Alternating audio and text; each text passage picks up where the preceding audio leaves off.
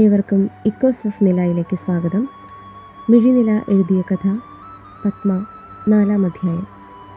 പൂപ്പലിൻ്റെയും പൊടിയുടെയും അസഹ്യമായ പഴകിയ ഗന്ധം ആ മുറിയിൽ തങ്ങി നിൽക്കുന്നതായി തോന്നിയതും മേശയുടെ കുറച്ചു മാറി കട്ടിലിനോട് ചേർന്നുണ്ടായിരുന്ന ജനലിനടുത്തേക്ക് നടന്നു ചെന്ന് അതിൻ്റെ കൊളുത്തെടുത്തു അവൾ. പതിയെ തള്ളിയിട്ടും തുറക്കാതെ വന്നപ്പോൾ അല്പം ബലത്തിൽ തന്നെ അവൾക്ക് ആ ജനൽപ്പാളികളിൽ തള്ളേണ്ടി വന്നു അതൊന്ന് തുറന്നു കിട്ടാൻ. കഷ്ടപ്പെട്ട് വളരെ ബുദ്ധിമുട്ടി എന്ന പോലെ അവ അവൾക്ക് മുന്നിൽ നഗരക്കാഴ്ചകൾ പ്രദർശിപ്പിച്ചുകൊണ്ട് തുറക്കപ്പെട്ടു. പുറത്തേക്ക് വെറുതെ ഒന്ന് കണ്ണയച്ച് അവൾ വീണ്ടും മുറിയിലേക്ക് തന്നെ തൻ്റെ ശ്രദ്ധ കേന്ദ്രീകരിച്ചു. കയറി വരുന്നതിന് ഇടതുവശത്തായി ഭിത്തിയിൽ കണ്ട മരത്തിൻ്റെ പാളികളുള്ള അലമാരയ്ക്ക് മുൻപിൽ ചെന്ന് നിന്ന് അതിൻ്റെ പിടിയിൽ കൈവച്ച് അവൾ പതിയെ അതിനെ തുറന്നു നോക്കി.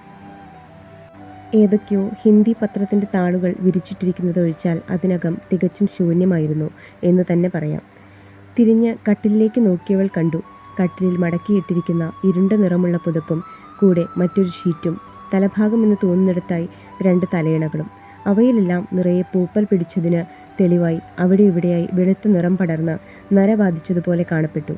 അവൾ അതിലൊന്ന് നോക്കി മുറിയിൽ കിടന്നിരുന്ന മേശയിലേക്ക് തൻ്റെ ദൃഷ്ടി പതിപ്പിച്ചു. അതിനുള്ളിൽ തനിക്കായി എന്തോ ഒന്ന് കാത്തിരിക്കുന്നു എന്നതുപോലെ അവൾ ആ മേശയുടെ അരികിലേക്ക് ചെന്ന് അതിൻ്റെ ഡ്രോ തുറന്നതും അതിൽ നിന്നും 1-2 പാറ്റകൾ അവരുടെ സ്വൈര്യവിഹാരത്തിന് ഭംഗം വരുത്തിയവളോടുള്ള ഇഷ്ടക്കേട് പ്രകടിപ്പിക്കുന്ന പോലെ ധൃതിയിൽ പുറത്തേക്ക് പാഞ്ഞിറങ്ങിപ്പോയി. പഴയ ഏതോ ഒരു ഹിന്ദി മാഗസിൻ അതിനുള്ളിൽ കിടന്നിരുന്നു. കാലപ്പഴക്കം കൊണ്ട് നിറം മങ്ങിയ അതിൻ്റെ കവർ ചിത്രത്തിലേക്ക് ഒന്ന് നോക്കി നിന്നു അവൾ. ശേഷം കൈയിട്ട മാഗസിൻ എടുത്തതും കണ്ടു. അതിനടിയിലായി ഇരിക്കുന്ന കറുത്ത ഫ്രെയിമുള്ള ഒരു കണ്ണടയും അതിനടുത്തായി ഒരു പേനയും. മാഗസിൻ മേശപ്പുറത്ത് വെച്ച് വിറയാർന്ന കരങ്ങളോടെ ആ കണ്ണട കയ്യിലെടുക്കുമ്പോൾ മനസ്സിൽ തെളിഞ്ഞത് തൻ്റെ പ്രിയപ്പെട്ടവൻ്റെ ചിരിക്കുന്ന മിഴികളാണ്. ആ ആളുടെ മിഴികൾക്ക് ഒരുപാട് കാലം പ്രകാശമേകിയവയാണവ എന്നോർക്കവേ അവളത് സാരിത്തുമ്പൽ നിന്ന് തുടച്ച് കണ്ണുകളടച്ച് തൻ്റെ മുഖത്തേക്ക് വെച്ചു.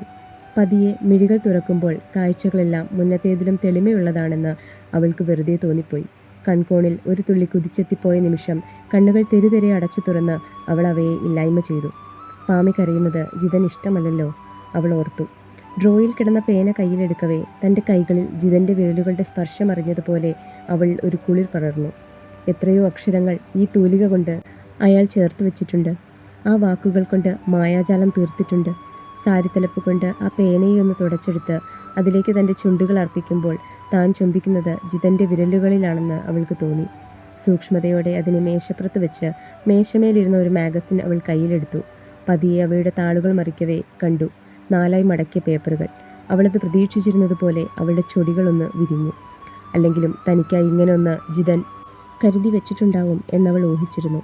ആ പേപ്പറിൽ എന്താവും ജിതൻ തനിക്കായി കുറിച്ചിരിക്കുന്നത് എന്നറിയാനുള്ള ആകാംക്ഷയിലായതിനാൽ അവളിൽ ഒരുതരം വെപ്രാളം രൂപപ്പെട്ടു. ഒരുപാട് നാൾ ഭക്ഷണം കഴിക്കാതിരുന്ന ഒരാൾക്ക് മുന്നിലേക്ക് ഭക്ഷണം കൊണ്ടുവച്ചതുപോലെ ആർത്തിയോടെയായിരുന്നു അവളുടെ മിഴികൾ ആ പേപ്പറിലേക്ക് ഉറ്റുനോക്കിയിരുന്നത്. അടുത്ത ഭാഗം നാളെ.